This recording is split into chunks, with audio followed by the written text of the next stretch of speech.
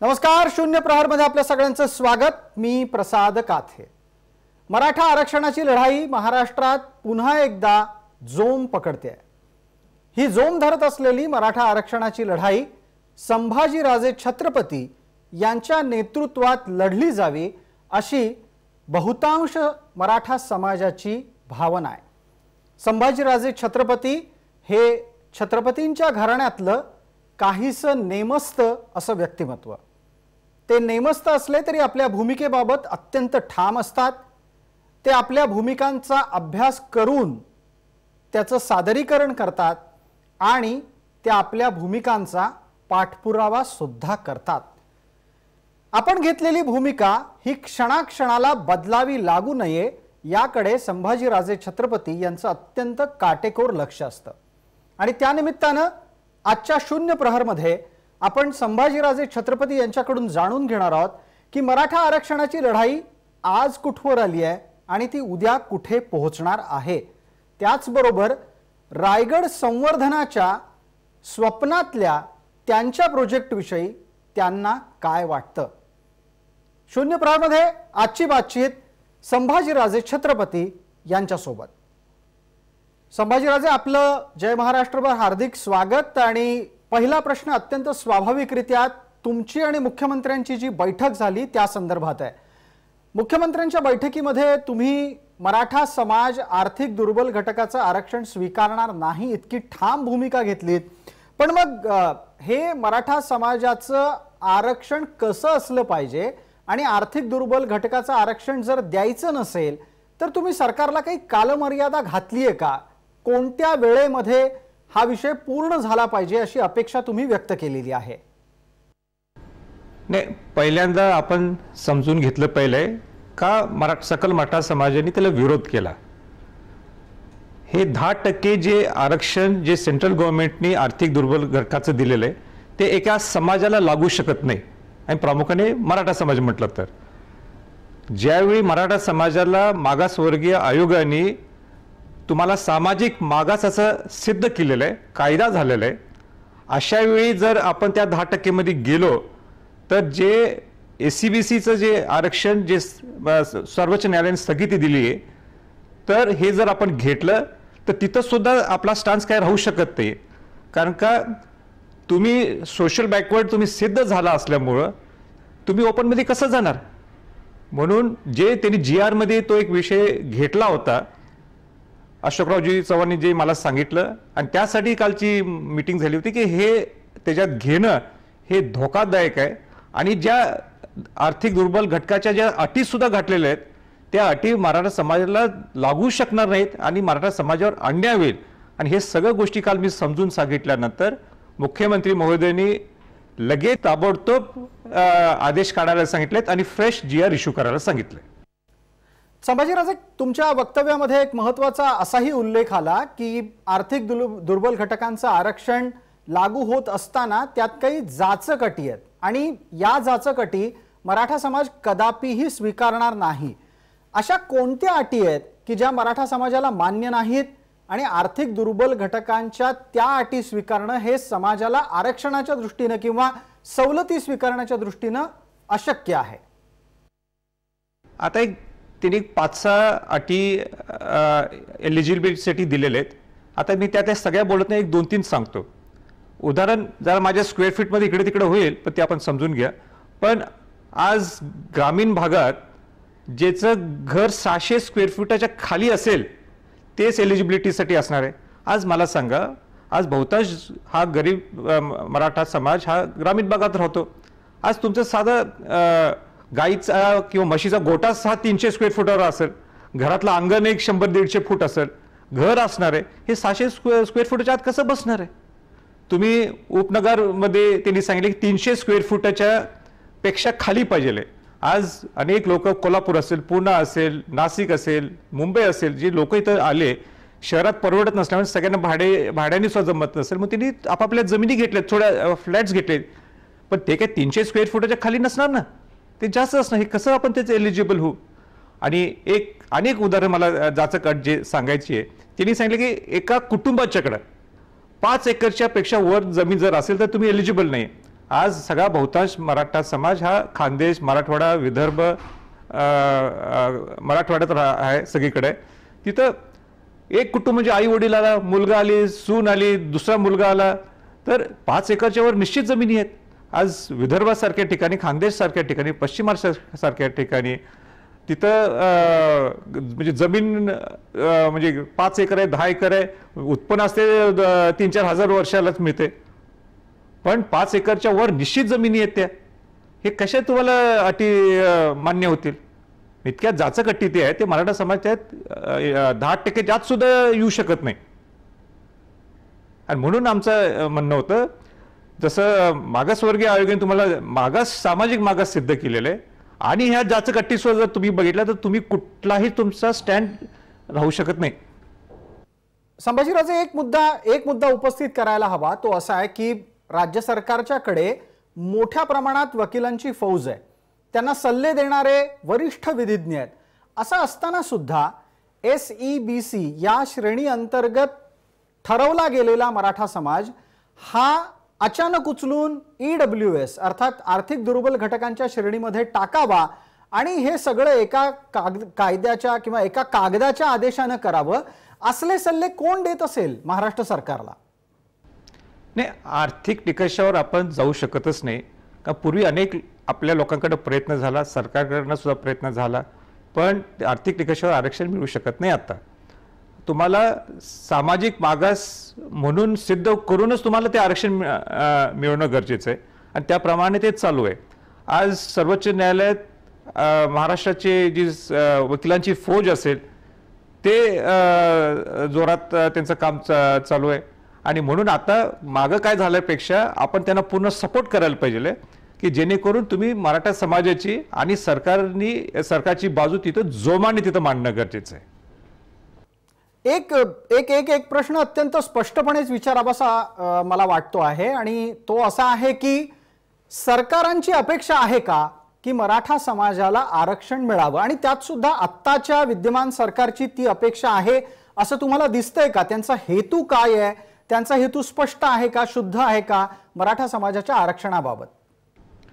मी पूर्वीपासून सांगत आलेलो आहे की देवेंद्र फडणवीसांचं सरकार असू दे काय आता उद्धव ठाकरेंचं सरकार असू दे, मराठा समाजाचा जो आरक्षणाचा विषय हा राजकारणाच्या पलीकडे आहे.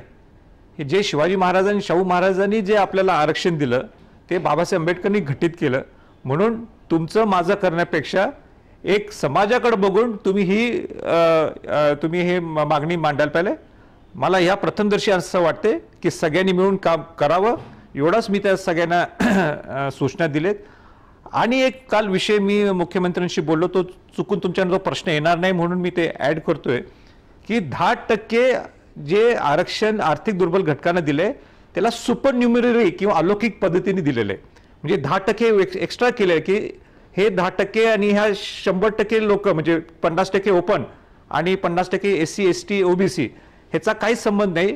ज्यांना आरक्षण ST SC OBC ना जे आरक्षण घेतात त्यांना 10% आरक्षण घेता येत नाही, पण हे 10% सुपर न्यूमररी आहे म्हणजे एक्स्ट्रा फायनान्शियल बजेट केलेलं आहे. मी महाराष्ट्र सरकारला विनंती केली, जसं सेंट्रल गव्हर्नमेंटनी 10% आरक्षण सुपर न्यूमररी अलौकिक पद्धतीने केलंय, तुम्ही सुपर न्यूमररी एक्स्ट्रा सीट्स महाराष्ट्रासाठी जे शैक्षणिक सीट्स तुम्ही 12% द्या, जे तुमचं आरक्षण आज तिथं सर्वोच्च न्यायालयामध्ये स्थगिती मिळालेली आहे. त्यांनी सुद्धा मला काल पॉझिटिव्ह सांगितलंय. सगळे होते काल, AG अटॉर्नी जनरल होते, सगळे सचिव होते, सगळेजण काल तिथं होते. त्यांनी सुद्धा मला सांगितलं की राजा हा तुमचा मुद्दा रास्त आहे आणि आपण त्याच्यात लक्ष घालू जेणेकरून आपल्याला हे 12% आपल्याला टेम्पररी जोपर्यंत SEBC क्लिअर होत नाही तोपर्यंत हे आपण कसं तुम्हाला देऊ शकतो. मग आपल्याला ते म्हणजे उदाहरण AICTला असेल किंवा मेडिकल असेल आपल्याला ते अर्ज करावं लागतील जे 12% एक्स्ट्रा घेण्याच्या दृष्टीकोनातून. तो एक काल सकारात्मक एक मुवमेंट झालेली आहे. अगदी याच निमित्तानं मी माझा पहिला प्रश्नही तुमच्या समोर ठेवताना असंच म्हणालो होतो की निर्णय घेताना काही ना काहीतरी कालमर्यादा अपेक्षित करायला हवी. कारण आज 11वीचे प्रवेश रखडलेले आहेत, MPSCच्या विद्यार्थ्यांच्या बाबत निर्णय अद्याप झालेले नाही आहेत आणि ही सगळी परिस्थिती पाहता मी पुन्हा विचारेन की राज्य सरकारनं आर्थिक दुर्बलांच्या कोट्यात मराठ्यांना आरक्षण देऊ नये किंवा तुमच्या मागण्या पूर्ण करण्याच्यासाठी काही कालमर्यादा राखली पाहिजे असं तुम्ही सांगणार आहात का? तुम्ही त्यांना काही कालमर्यादा देत आहात का?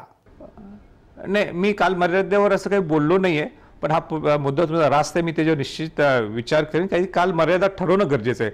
कारण का अनेक मुलांचं आता काय झालंय की जिने MPSC परीक्षा दिलेत, जे थोडी क्लिअर झाले असतील, सगळ्या म्हणजे मराठा समाज आणि इतर समाजात सुद्धा करोनाच्यामुळे बरंच म्हणजे विलंब व्हायला लागलेला आहे. तर माझी उलट सरकारला ह्या संदर्भात एक विनंती राहणार आहे. मी पत्र सुद्धा मुख्यमंत्र्यांना मी शूट करतोय. ते म्हणजे तुम्ही जी एज मर्यादा लावलेली आहे ती थोडीशी तुम्ही एक्सटेंड करावी. संभाजीराजे, आपण एका बाजूला मराठा समाजाची लढाई लढत असताना दुसऱ्या बाजूला सातारच्या गादीचे वंशज असलेल्या उदयनराजे यांच्याकडून काही प्रतिक्रिया आल्या. उदयनराजेंचं वक्तव्य काय आहे ते ताजं आहे अगदी आणि ते सर्वांपर्यंत पोहोचलेलं आहे. उदयनराजे म्हणतात की सरसकट सगळ्यांचं आरक्षण काढून टाका. अशा प्रकारची भूमिका कितपत योग्य आहे, ती कितपत तर्कसंगत आहे, आणि सगळ्यात महत्त्वाचं उदयनराजेंची ही भूमिका संभाजीराजेंना पटलेली आहे का? नाही, उदयनराजेंनी जी प्रतिक्रिया दिली असेल त्याच्यावर मी काही भाष्य करणार नाही. ते कितपत प्रॅक्टिकल आहे त्याचं उत्तर ते देऊ शकतील. पण मी शिवाजी महाराजांचा आणि शाहू महाराजांचा वंशज या नात्याने सांगू इच्छितो की स्वराज्य निर्माण करत असताना शिवाजी महाराजांनी 18 प्रगट जात 12 बडोतेदारांना घेऊन स्वराज्य निर्माण केलं, नुसतं मराठ्यांना नाही. राजश्री शाहू महाराजांनी सुद्धा बहुजन समाजाला 1902ला जे आरक्षण दिलं त्यामध्ये अनुसूचित जाती असतील, जमाती असतील, OBC असतील आणि मराठा समाजाचा समावेश होता. आरक्षण देण्याचा हेतूच हा आहे की जो वंचित समाज आहे, जो गरीब समाज आहे, त्यांना या वंचिताच्या माध्यमातून बाहेर काढणं, गरिबीतून बाहेर काढणं. पण आजही तुम्ही जर पाहिलं तर ज्यांना आरक्षण दिलेलं आहे आपण SC, ST, OBC ह्या लोकांना, ते आजही गरिबीत आहेत, वंचित आहेत. आणि अशा वेळी आरक्षण काढून घेणं आणि आर्थिक निकषावर ठेवणं हे बरोबर नाही असं मला वाटते. मला वाटते या प्रसंगी मी एवढंच सांगू इच्छितो की जे राजश्री शाहू महाराजांनी जे आरक्षण दिलं होतं 100 वर्षाच्या अगोदर, ते अजूनही पूर्ण झालेलं नाही, किंवा आपण ज्याच्यासाठी आरक्षण दिलं होतं ते अजूनही साधलं गेलं नाही. आणि म्हणून बाबासाहेब आंबेडकरांनी राजश्री शाहू महाराजांचं आरक्षण संविधानात घटित केलं. आणि मी एवढीच अपेक्षा व्यक्त करतोय की जे शाहू महाराजांचं जे आरक्षण होतं, जे बाबासाहेब आंबेडकरांनी ते घटित केलं, ते आपण पूर्ण होत परत ते आरक्षण आपण काढून घेऊ शकत नाही. जी बिलकुल. या निमित्ताने एक पुढचा प्रश्न असा उपस्थित करेन की हे जे काही तुम्ही मांडता हे सगळं कुठून येतं? तुम्ही राजर्षी शाहू महाराजांच्या घराण्याचे वंशज आहात, त्यामुळे ही सामाजिक समतेची गोष्ट, समरसतेची गोष्ट ही रक्तातच असते, त्यामुळे ती अत्यंत सहज आणि अत्यंत उत्कट पद्धतीने येते, की त्या अनुषंगाने काही विशेष मेहनत घ्यावी लागते, किंवा कशा पद्धतीने हा विचार पुढे येतो, हे सगळं कुठनं जमतं? निश्चित आहे की राजर्षी छत्रपती शाहू महाराजांच्या घराण्यात माझा जन्म होणं हे माझं म्हणजे माझं सौभाग्य मी समजतो. आणि जी माझी मुवमेंट आहे ती एकूण एक शिवाजी महाराज शाहू महाराजांच्या पावलावर पाऊल चालते. आणि म्हणून तसंच मी जाणार आहे पुढं. आणि ते रक्तातच आहे म्हणण्यापेक्षा त्यांच्या विचारांनी माझी वाटचाल चालू आहे. रक्त एक भाग आहे त्यांच्या घरात माझा जन्म, सात अभिमान आहे. पण नुसतं रक्ताने वारसदार होण्यापेक्षा त्यांच्या विचाराच्या ह्याच्यानी वारसदार झालो तर ते मला जास्त आवडेल. म्हणून मी जे तुम्ही लोकसभा आणि राज्यसभेचा सुद्धा विषय जो तुम्ही आता नमूद केला होता ह्याच्याशी कनेक्टेड नाही आहे, पण मला आपल्याला सांगायचं आहे की सर्वप्रथम मी मुवमेंट सुरू केली आरक्षणाची. आपल्या राज्यसभेत मी विषय मांडला, मी गांधीजींच्या पुतळ्यासमोर आंदोलन केलं.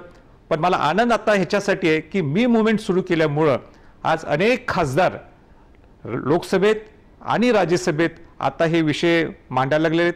आणि ही एक संघ हे सगळे खासदार एकत्र येतात आणि दाखवतात की हो, आम्ही समाजासाठी राजकारणाच्या पलीकडे आहोत. म्हणून मी सगळ्या खासदारांचा मनापासून आभार व्यक्त करतो.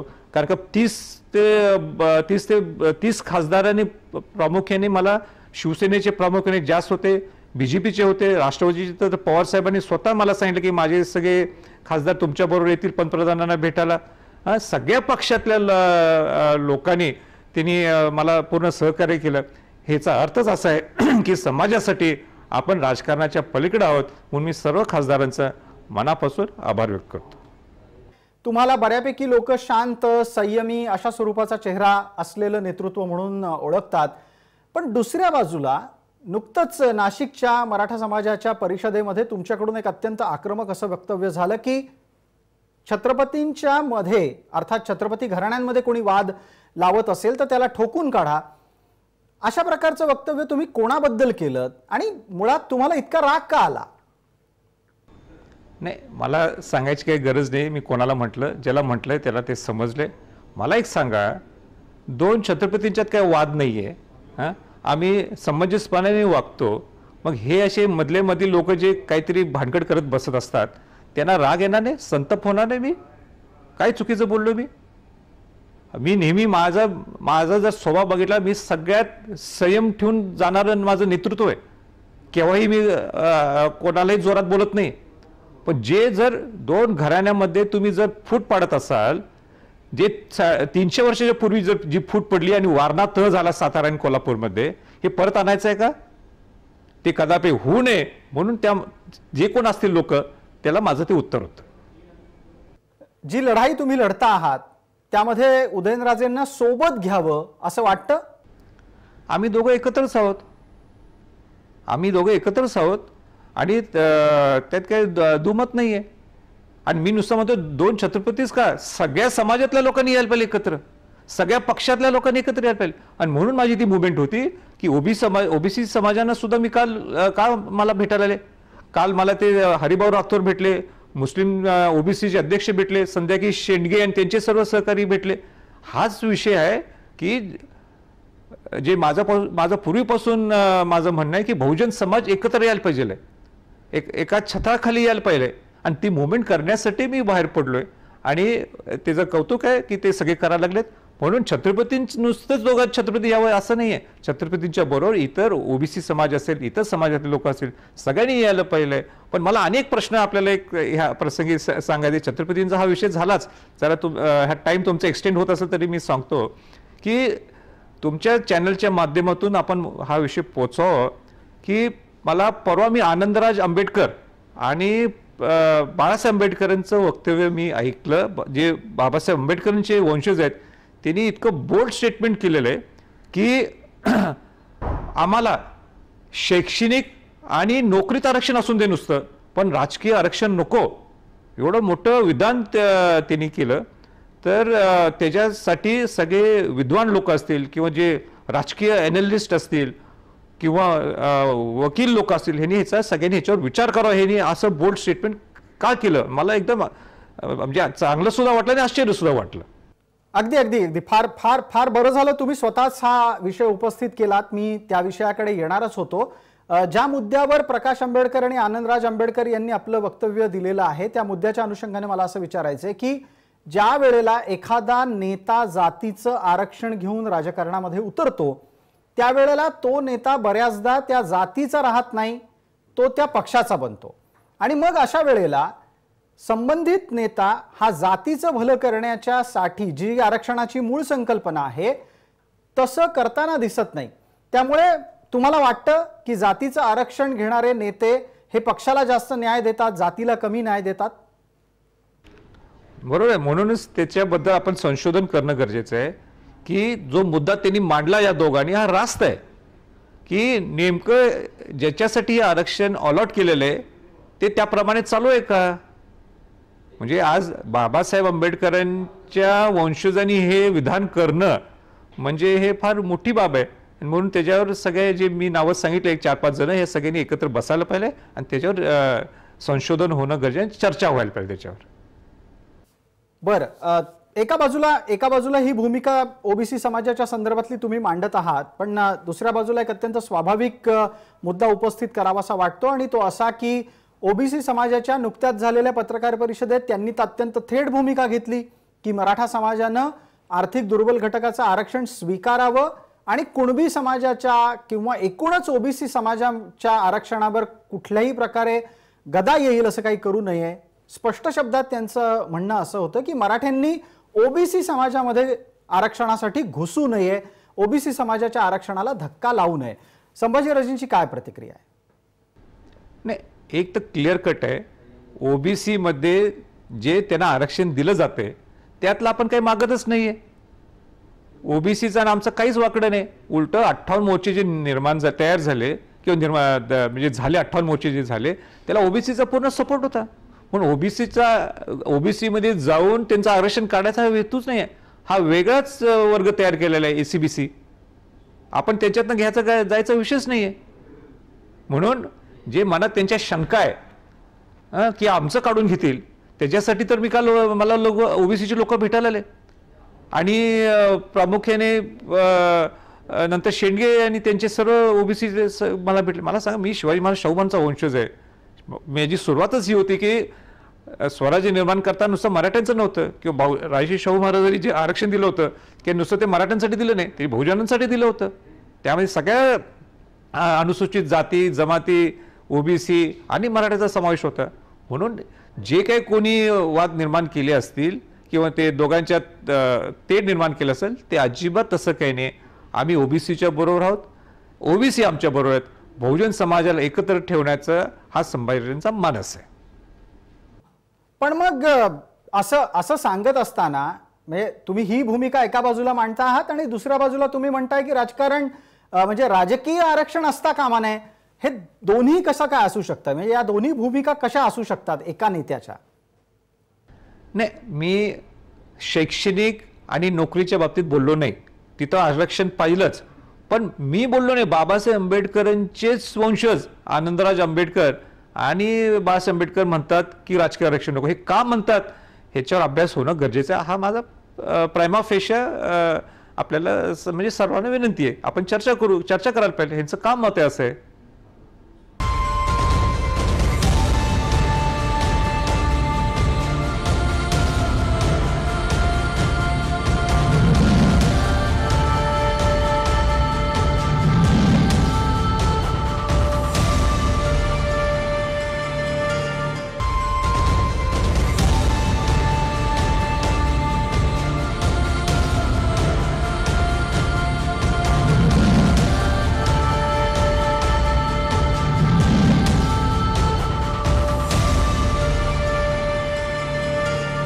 महाराष्ट्रात सध्या असा प्रचार सुरू आहे की पंतप्रधान काही या विषयावर अर्थात मराठा आरक्षणाच्या विषयावर भेटीची वेळ द्यायला तयार नाही आहेत आणि तसा प्रचार मोठ्या प्रमाणात होत असताना तुम्हीच त्याचा खुलासा केलात तर बरं होईल.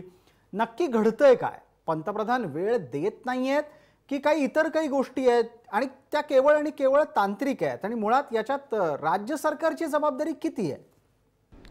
नाही, पहिलं प्रायमा फेशिया प्रथम दर्शनी हे दिसते की हा राज्य शासनाचा विषय का. म्हणूनच ते ओबीसी म्हणतो, म्हणूनच ते मागासवर्गीय आयोगाने मराठा समाजाला सामाजिक मागास हे सिद्ध केलं. कायदा झाला. पण पहिली जबाबदारी हे महाराष्ट्र शासनाचीच आहे. म्हणून आपण त्याच्यावर पहिलं बोलणं गरजेचं आहे. पंतप्रधान वेळ द्यायचा विषय असा येत नाही. मला वैयक्तिक जाऊन भेटायचं असलं असतं मी केव्हाही भेटलो असतो त्यांना. मला जर स्वार्थ नुसता संभाजीराजे म्हणून साधायचा असला असता मी जाऊन भेटून मोकळं झालो असतो, केली असते मी न्यूज. पण मी तसं करणारा व्यक्तिमत्व नाही. माझं हे आहे की समाजाला घेऊन जायचंय म्हणून मी सगळ्यांना घेऊन गेलो. पण कोरोनाची महामारी असल्यामुळं तेवढ्या सगळ्या खासदारांना एकत्र ते भेट देतील का हा प्रश्नचिन्ह आहे. पण मी आजही अपेक्षा व्यक्त करतोय की त्यांनी आम्हाला भेट द्यावी. मला सांगा, हा विषय स्टेटचा असला तरी ह्या प्रथम दर्शनी, पण खासदार या नात्याने आणि सर्व पक्षातल्या खासदार या नात्याने आम्ही पंतप्रधानांना आमच्या व्यथा आमचे दुःख सांगायचे नाहीत का? आणि म्हणून ते मी त्यांची अपॉइंटमेंट सगळ्यांच्या वतीनं मागितलेली आहे आणि ते देतील असं मला विश्वास वाटतो. बर, एक पुढचा प्रश्न स्वाभाविकरित्या उपस्थित राहतो तो शरद पवारांच्या वक्तव्याबाबत. शरद पवारांचं ताजं वक्तव्य आपल्या समोर आहे. ते असं म्हणतात की दोन्ही छत्रपती आता भाजपच्या मदतीनं संसदेत गेलेले आहेत तर त्यांनी भाजपची मदत घ्यावी आणि मराठा आरक्षणाचा विषय निकाली लावावा.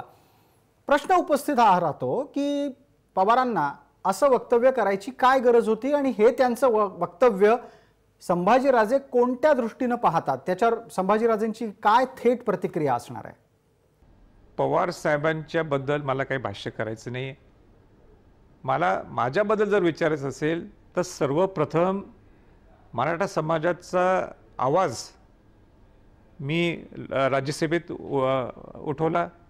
त्याच्यानंतर जर कोणी आज पण आंदोलन पार्लमेंटच्या अंगणात केलं असेल तर मी एकमेव संभाजी छत्रपती आहे. मला आनंद आता हा आहे की आता अनेक खासदारांनी सुद्धा लोकसभेत आणि राज्यसभेत आज मराठा समाजाच्यावर आवाज उठवायला त्यांनी सुरुवात केलेली आहे. याबद्दल मी सर्व खासदारांचा सुद्धा आभार व्यक्त करतो. आणि म्हणून जी माझी भूमिका आहे ती मी त्या भूमिकांनी चालतो. दुसऱ्याच्या भूमिकेवर मी केव्हाही विधान करत नाही आजपर्यंत. संभाजीराजे यांना वाटतं असं की महाराष्ट्रातले सगळे राजकीय पक्ष मनानं मराठा आरक्षणाच्या पाठीशी उभे आहेत आणि आतून कोणाला काही वेगळं वाटत नाहीये आणि तसं काही वागणं पण कोणाचं पडद्याआड काही चाललेलं नाहीये? नाही, निश्चित मला वाटतं, मला नाही वाटत असं कोण काय करत असेल. नाही तर तो कायदाच पास झाला नसता ना. आज तो 58 मोर्चाच्या नंतर मागासवर्गीय आयोगाने जो सामाजिक मागास आपल्याला सिद्ध केलं, कायदा झाला आणि त्यावेळी एकूण एक आमदारांनी त्याला वोट केलेलं आहे. म्हणून मला वाटतं हाच प्रश्न आपण ते सारखा येऊ नये अशी माझी आपल्याला विनंती आहे की आपण मग ते काँग्रेस असू दे, शिवसेना असू दे, BJP असू दे, राष्ट्रवादी असू दे, सगळ्यांनी एकजुटाने मराठा समाजाचा प्रश्न सोडावेत. आणि जर कोणाच्या मध्ये काही खतखत असेल ते सगळ्यांनी बाजूला काढावे आणि समाजासाठी सगळ्या पक्षातल्या लोकांनी एकत्र यावं ही माझी प्रामाणिक इच्छा आहे. मी पहिल्या दिवशीपासून सांगतो, देवेंद्र फडणवीस असताना सुद्धा सांगितलं, उद्धव ठाकरे आहेत त्यावेळी त्यांना मी सांगतो की समाजासाठी मुख्यमंत्री आणि विरोधी पक्षनेते हे एकत्र येऊन एकदा तुम्ही प्रेस कॉन्फरन्स घेऊन सांगा की आम्ही किती प्रामाणिक आहोत. मराठा आरक्षणाच्या नंतर चर्चा थोडीशी आता पुढे नेऊ आपण. तुमचा एक ड्रीम प्रोजेक्ट, तुमच्या स्वप्नातला प्रकल्प या नात्यानं रायगडाच्या पुनर्बांधणीकडे पाहिलं जातं. रायगडाच्या पुनर्बांधणीचं काम आत्ता कुठवर पोहोचलंय? पहिलं म्हणजे तुमचा प्रश्न चुकला. तुम्ही म्हटला पुनर्बांधणी आणि तुमचा प्रश्न का चुकू शकतो हे मला सांगायचं आहे, का चुकला हे सांगायचं आहे. त्यात तुमची काही चूक नाही आहे. कारण का आजपर्यंत आपण संवर्धन, जतन आणि पुनर्बांधणीचा अर्थच आपल्याला महाराष्ट्राला समजलेला नाही आहे. आणि म्हणून मी त्याचा पुन्हा अभ्यास केला आहे. आपले किल्ले पुनर्बांधणी होऊ शकत नाही. किल्ले जर पुनर्बांधणी तुम्ही करायला गेला तर जुना इतिहास तुम्ही मोडून काढाल. म्हणजे एक दगड 300 किलोच्या दगडवर तुम्ही जर आता 100 किलोचा दगड ठेवा लागला तर इतिहास राहू शकत नाही. उद्या तुम्ही ओळखू शकणार नाही शिवाजी महाराजांचं जुनं बांधकाम कुठलं, नवीन बांधकाम कुठलं. आणि तसं करणं हे चुकीचं होईल.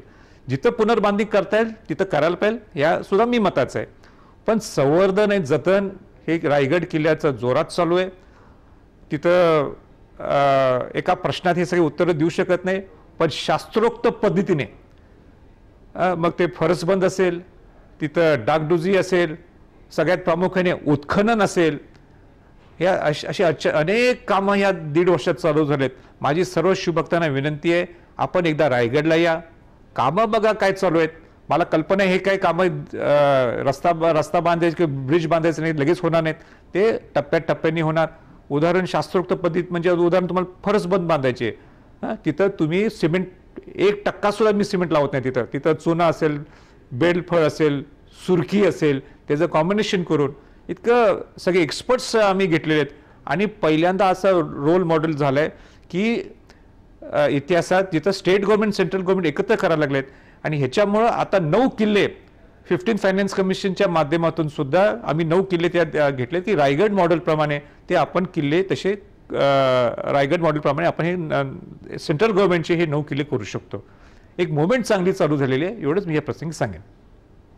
अगदी अगदी फार फार बरं झालं तुम्ही या निमित्तानं पुनर्बांधणी, जतन आणि संवर्धन या शब्दांमधले भेदही स्पष्ट केलेत. आणि पुनर्बांधणी ऐवजी जतन आणि संवर्धन हे शब्द वापरायला पाहिजेत यावरही आपण जोर दिलात, हे खूप बरं झालं.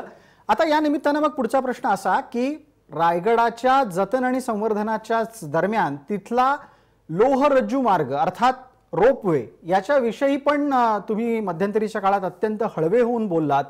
हा काय प्रकार घडलाय आणि रायगडाच्या रोपवेच्या संदर्भात तुमचे आक्षेप काय आहेत? आता मला सांगा, रोपवे हे 20-30 वर्षा अगोदर सुरुवात झाली, त्या जोगांचं मी कौतुक करतो. काय म्हणजे जे कोणी धाडस केली त्यांनी केली. पण आता त्यांची मनमानी एवढीच चालू आहे, त्यांनी एक परमिशन अजून त्यांनी पुरवठा खात्याकडे घेतली नाही. साधा MOU अजून त्यांचा झाला नाही. माझी चॅलेंज आहे त्यांनी MOU दाखवावं. झालाय MOU सुद्धा नाही. रायगड प्राधिकरण डेव्हलपमेंट करायला लागले. तिथं रायगड प्राधिकरण विश्वासात गोष्टी घेऊन करायला पाहिजे का नाही? रायगड प्राधिकरणाला डावलून हे डायरेक्ट सेंट्रल गव्हर्नमेंटकडे जातात आणि परमिशन आणतात. आज साधी त्यांच्याकडे पुरातत्व खात्याने जी जागा पुरातत्व खात्याची आहे, वरची लँडिंग एरिया, पुरातत्व खात्याने अजून त्याने एसओपी तयार केली नाही. उद्या उलटं सुलटं काय झालं तर कोण जबाबदार आहे? तुम्ही पहिलं चॅनलवाले मला विचारा, रायगड प्राधिकरणचा अध्यक्ष म्हणून, तिथं काय अजून सुदैवाने ऍक्सिडेंट काय झाला नाही, पण जर काय ऍक्सिडेंट झाला तर तुम्ही मला पहिला प्रश्न विचारणार. माझं एवढंच म्हणणं आहे की रोपवे हा स्टेट ऑफ आर्ट पाहिजे आहे. तिथं तुम्ही रोपवे स्टेट ऑफ आर्ट आजही तो नाही आहे, बट सगळ्यात महागातलं महागात तिकीट लावतात. आज 500 रुपये कधी तिकीट लावतात. हे 500 रुपयाचं तिकीट सामान्य माणसाला परवडणार आहे काय? त्याच्यावर कोणाचा कंट्रोल आहे? कोणाचाही कंट्रोल नाही. त्यांनी 4 पैसे कमवले असतील, त्यांनी रायगड संवर्धनासाठी काय दिले, जतनसाठी काय CSR दिलंय? काही दिलं नाही. म्हणजे आम्ही त्यांच्यावर प्रश्न सुद्धा विचारला तेही चुकीचं का? आता नवीन आणि काहीतरी समजले, ती खालची जी जागा आहे ती त्यांची नाहीच आहे, ती अवकिरकर लोकांची आहे. हा मोठा फ्रॉड नाही का? म्हणजे मी गरीब लोकांची सुद्धा बाजू घ्यायची नाही का? आता तिथे एक अनेक प्रेस कॉन्फरन्स झाली की तिथं त्यांना उठून ठेवलेलं आहे, तिथे जे कामगार आहेत की आमच्या पोटावर पाय येणार. मी कसं करीन? मी छत्रपतींचा वंशज आहे, त्यांना प्रोटेक्ट करायची माझी जबाबदारी आहे. पण त्यांना प्रोटेक्ट करत असताना हे जर मनमानी करत असतील, पाहिजे तो रेट लावत असतील, पाहिजे ते सिस्टम करत असतील, कोण एक माणूस सांगा मला रुपयेच्या बद्दल चांगला बोलतो? कोणी बोलत नाही. आज तुम्ही स्वतः रायगडला गेला, आपण शिवाजी महाराजांची राजधानी म्हणतो, त्या रायगड म्हणतो, तर इतकंच शास्त्रोक्त पद्धतीने सगळं आम्ही काम करावं. पण रोपवेची तुम्ही लँडिंग बघा आणि खाली बेस स्टेशन बघा, इतका घाण आहे. हे असलं रोपवे पाहिलं आपल्याला? आज महाराष्ट्र रायगड प्राधिकरणाकडे 50 कोटी रुपये आहेत. आपण नवीन रोपवे करायची आमची इच्छा आहे. आम्ही देतो ना 20 रुपये तिकीटाने सामान्य माणसाला. हेतू काय? जो वयस्कर माणूस आहे, जे वृद्ध आहे, तो जो जाऊ शकत नाही, त्यांना तुम्ही 500 रुपये जर चार्ज करायला लागला, हे चुकीचं आहे ना. तुम्ही द्या ना 50 रुपयेमध्ये. नाही तर आम्ही रोपे चालू करतो, आम्ही देतो 20 रुपये तिकीट. स्टेट ऑफ आर्ट देतो, गव्हर्नमेंट खर्च करायला तयार आहे ना. स्टेट गव्हर्नमेंटने DPR मध्ये 50 कोटी रुपये दिलेले आहेत. ठीक आहे, हा सगळा मुद्दा तुम्ही तुमच्या पद्धतीनं समोर अतिशय स्पष्टपणे मांडलात, ते फार बरं झालं. पण एक दुसरा प्रश्न त्या निमित्तानं उपस्थित झाला असा की रोपवे हा काही काल नाही आला, रोपवे हा बऱ्याच वर्षांपासून चालू आहे. मग रोपवेच्या संदर्भातले आक्षेप हे लक्षात यायला इतके दिवस का लागले आणि तुम्हाला ते नक्की कधी लक्षात आले? MOU झाला नाही हे मला 6 महिन्याच्या अगोदर कळालेलं आहे. MOU झाला नाही आणि मला पुरातत्व खात्याने रीतसर लेटर दिलंय की MOU झालेला नाहीये. त्यांची SOP तयार झालेली नाहीये. आणि अवकिरकरांनी सांगितलं हे मला 10-15 दिवसाच्या अगोदर कळालं. ती जागा त्यांची आहे, ही रोपवेची जागा नाहीये.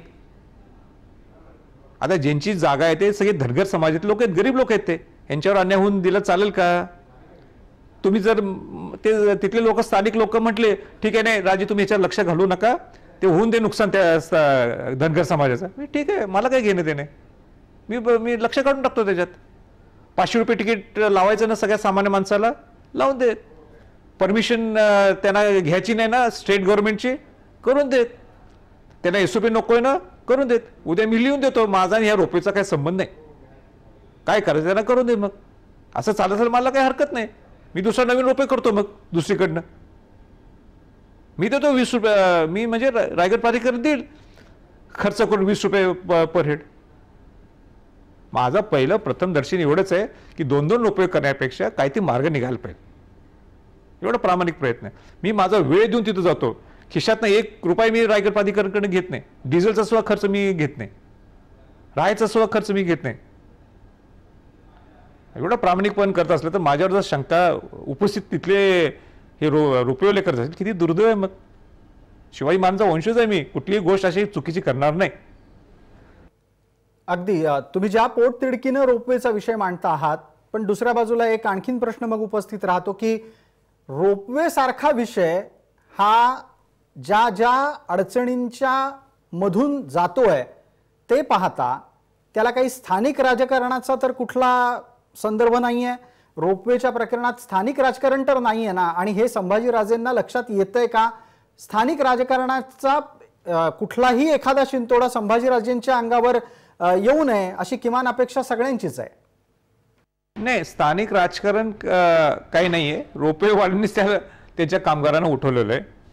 त्यांनी सांगू दे राजे, तुम्ही याच्यात लक्ष घालू नका. रोपेवाल्यांनी आजपर्यंत प्रेस कॉन्फरन्स घेतली का सांगा ना, का घेत नाही? त्या माणसाला बिचारानं का पाठवतात प्रेस कॉन्फरन्स घ्यायला? आयुष्यात बिचारे केव्हा प्रेस कॉन्फरन्स घेतली नाही, त्यांना पाठवा लागलेत. काय संबंध पाठवायचं? तुम्ही घ्या ना प्रेस कॉन्फरन्स, माझ्या प्रश्नाचे उत्तर द्यायला सांगा. रोपेना विचारा आपल्या टीव्हीच्या आपल्या याच्या माध्यमातून, त्यांच्याकडे एमओयू आहे का दाखवायला सांगा. एमओयू आहे का?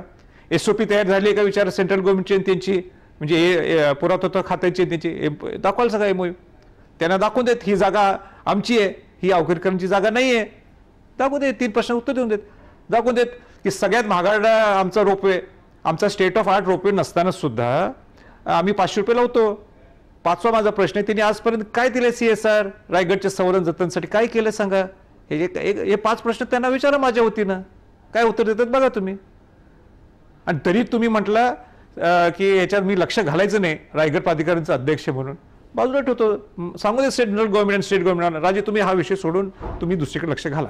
ठीक आहे, मान्य आहे माझं, मला काही घेणं त्याने. ठीक. एक प्रश्न पटकन शेवटच्या टप्प्यातला आपल्याला विचारतो, आणि तो असा आहे की रायगडाच्या संवर्धनाचं काम सुरू असताना तुमचा वैयक्तिक अनुभव काय आहे? सत्ताधारी मनापासून रायगडाच्या संवर्धनाच्या कामात तुमच्या सोबत आहेत का? 101% मला देवेंद्र फडणवीसांनी भरपूर मदत केली, आणि त्यांनी मदत केल्यामुळे ते संवर्धन जतनचं सुरू झालं. मी उद्धव ठाकरेंचं सुद्धा या प्रसंगी कौतुक करतो. पहिल्यांदा जे त्यांनी मंजूर केले 20 कोटी रुपये, ही जुनी मागणी होती. म्हणजे आम्ही मागायचं असते ते मंजूर करायचं असते, पण ही जुनी मागणी असली तरी त्यांच्याकडे अनेक फाईल्स होत्या. पहिली फाईल जर कुठली क्लिअर केली ती रायगडची केली. पण मी उद्धव ठाकरेंचं सुद्धा मी कौतुक करतो. आणि देवेंद्र फडणवीस सुद्धा ज्यावेळी तिथं आले होते, मी त्यांना सांगितलं होतं ओपनिंगला कुठं यायचं नाही, हे शिवाजी महाराजांचं रायगडचं काम चालू आहे, तुम्हाला यायचं असेल तुम्ही मुख्यमंत्री आहे, तुम्ही इन्स्पेक्शन करायला कामाचं काम कसं चालू आहे बघायला. आणि ते इन्स्पेक्शन करायला त्यांनी एकही ऑफिशियल प्रोग्राम त्या दिवशी नोंद केला नव्हता. ते त्यांचं कौतुक आहे. इकडे उद्धव ठाकरेंचं कौतुक आहे. आणि म्हणून मुख्यमंत्री दोन्ही कोणी मुख्यमंत्री असू दे, रायगडकडे बघताना तो शिवाजी महाराजांचं स्वराज्याची राजधानी आहे. जिथं शिवाजी महाराजांना राज्याभिषेक सोहळा झाला, जिथं शिवाजी महाराज छत्रपती ही पदवी संबोधण्यात आली, जिथं शिवाजी महाराजांनी स्वराज्य हे माझं सुराज्य व्हावं ही शपथ घेतली, आणि ज्या ठिकाणी शिवाजी महाराज वारले या रायगड किल्ल्यावर कोणी राजकारण करू नये, हे माझी सगळ्यांना सूचना आहे आणि विनंती सुद्धा आहे. आणि ते माजी मुख्यमंत्री आणि आजी मुख्यमंत्र्यांनी सुद्धा रायगडवर आजपर्यंत त्यांनी राजकारण केलं नाही. याबद्दल मी दोघंही आजी माजी मुख्यमंत्र्यांचा आभार व्यक्त करतो. धन्यवाद संभाजीराजे छत्रपती. या संपूर्ण चर्चेसाठी आपण वेळात वेळ काढून आणि आत्ताच्या सध्याच्या अत्यंत धावपळीच्या दिवसांमध्ये सुद्धा वेळ काढून जय महाराष्ट्राशी मनमोकळी चर्चा केली, त्याबद्दल खूप खूप आभार आणि धन्यवाद. शून्य प्रहरमध्ये वेळ झाली इथेच थांबण्याची. ताज्या बातम्यांसाठी आपण पहा फक्त जय महाराष्ट्र.